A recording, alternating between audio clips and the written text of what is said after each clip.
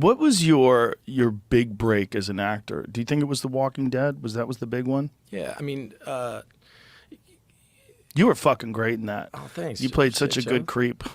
Such an asshole, right? Yeah, yeah. But it was so believable. man. Like all of it was so believable. Thanks, man. It was Yeah, really good. Thanks. I mean, I think that it was the for me it was the perfect the perfect role at the perfect time in my life. These things just like they really could, you know, married each other.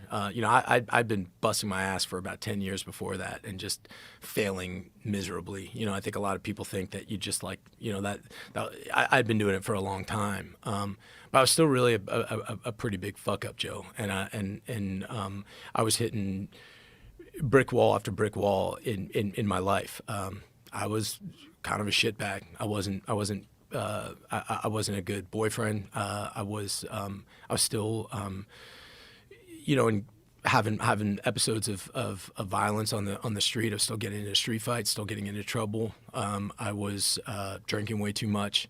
On July 3rd, 2009, I was out. I lived in Venice Beach, and every July 4th we had like a really big July 4th party, and I was walking my dogs in Venice Beach, and I stopped because I saw there's like a big house party. It was this thing called First Fridays in Venice where people could drink on the street. And I saw this older couple and they were playing the didgeridoo. You know the didgeridoos? Okay, so they were playing that's pretty good, bro. And yeah, so they were playing the didgeridoo and they were probably like a couple in their 60s. And I saw this one guy outside the party who was kind of like a ringleader. He was dancing around, drinking 40s. You know, they're kind of like wannabe tough guys. And the guy went over to the woman who was playing the didgeridoo, and he lifted it up and he like put it on his crotch, so it looked like this old woman was like blowing his crotch.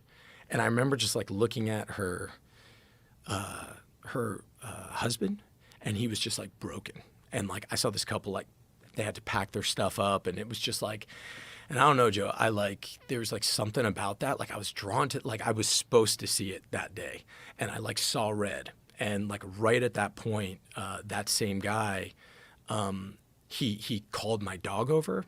My dogs are super well trained, and I walked them. They weren't on their leash. And I had this one dog named Boss, this great pit bull, and he's like, oh my gosh, look at that dog. We were probably 50 yards away, and he called the dog over, and Boss went over to him. And the guy's like petting my dog and kind of like roughing up my dog a little bit, just kind of like manhandle him because he's a big pit bull, whatever it was. And I called my dog back, and the guy held on to him and didn't let him come back to me. And again, man, you know, some part of me wanted this to kind of happen, you know, and I went over to him, and I grabbed my dog, and I was like, boss, let's go. And I pulled my dog away, and he's like, hey man, get off my dog. And you know, one thing kind of led to another, but I started to walk away, and him and a couple of his friends started to follow me, and he pushed me in the back, and I turned around and I hit him with a right hand, and he got knocked out standing up, and he fell down, and he cracked his head on the pavement, and his friends all kind of jumped on me. I tried to put my back against a tree and do what I could, but they started to get the better of me. Police came, and you know, long story fucking long, you know, you don't look like he wasn't waking up, and you know, they were taking him away. I was like sitting there, handcuffed to the side. Some friends of mine came. I got them to get my dogs out of there. But you know, I'm on the side where there's police everywhere. People are like from that party were pouring beers on my head, and I'm just kind of sitting there. And then they took me down to Pacific Division, and the guy still wasn't waking up. And you know, I'd gotten in trouble in the past in Washington, and you know, the police were just saying like, hey man, like, you know, if he doesn't wake up, that's kind of that. And you know, I was handcuffed to this bench in the Pacific Division, and I remember just really having to take a piss, and you know, nobody was letting me, and they were kind of giving me shit about, you know, what's going to happen if this guy doesn't wake up. And I remember sitting there on that bench that, you know, if this guy doesn't wake up and I'm going in that direction now, I knew, and it was as clear as any thought I've ever felt, that I was going to have to sort of get in touch. I was going to have to be the devil. I was going to, if I was going that route, all this acting shit, all this friends and fun, it's over. I got to go be the worst and most vicious part of myself if I'm going through that door. And it wasn't like something like trying to steal myself or act like I'm, you know, man, I'm nothing special. But I was as sure of anything that that's what needed to happen. And it was clear. And I wasn't scared. I just knew it. But then my next thought, I just looked up and I was like, but if you can just get me out of this, and I remember just saying it, if you can just get me out of this, I swear to you, like I am done. Like I am done. And I will dedicate my life to my lady. I will dedicate my life to my work. And I will dedicate my life to you. And I will dedicate my life to service. Like I will dedicate my life. And, you know, literally, man, I'm not trying to, you know, 1 second later, cop came by and said the guy woke up. And, you know, man, that could have gone anyway. And I know, again, you asked me about Walking Dead, but literally 1 year after that, July 3rd, 2010, I was on set of my first season of Walking Dead. Wow.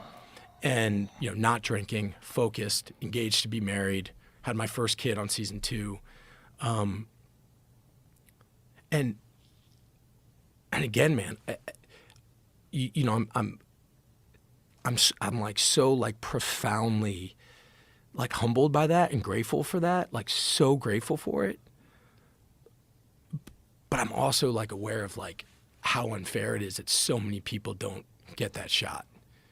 And it doesn't work out that way. And, but yeah, you know, like getting to then kind of play a role like that had a real beginning, middle, and end kind of like built in, you know, it was, and at a time in my life where I just totally stripped all the fat out of my life, the people I was hanging out with, the way I was behaving. I got ridiculously disciplined pretty much about every part of my life. And, yeah, so it was, so yeah, I'm sorry it's such a grandiose answer, but it's Walking Dead, but it was also that time at Walking Dead and the people that I was around and what that all meant. But yeah, it was, you know, my life completely and utterly changed there. And I think the sad thing is, man, it's not like that was the first time that happened. I mean, I had so many times where I should have learned that lesson.